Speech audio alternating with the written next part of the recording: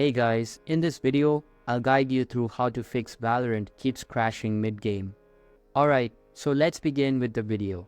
The first thing we need to do is disable full screen optimizations by right-clicking on the Valorant app and selecting Properties. From here, navigate to the Compatibility tab and ensure that both Disable Full Screen Optimizations and Run this program as administrator are checked.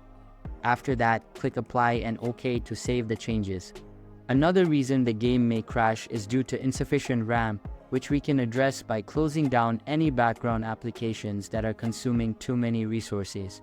To do this, press the Windows key on your keyboard to open the Start menu and search for Task Manager. Click on the Task Manager icon, then hit the Memory tab to sort applications by their memory usage. Right-click on any applications you're not currently using and select End Task to free up memory. Next, check for any outdated software on your computer. Open the Start menu again, search for Settings, and navigate to Windows Update.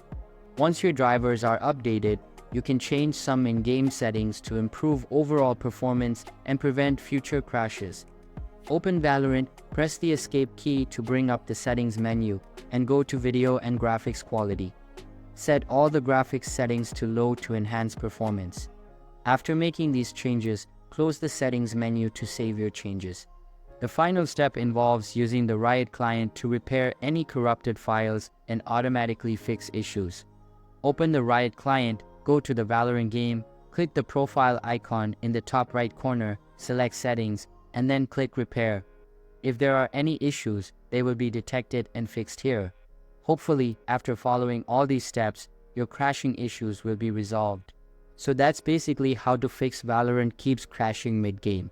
So that's all for this video. If you find it helpful, consider subscribing and giving this big thumbs up.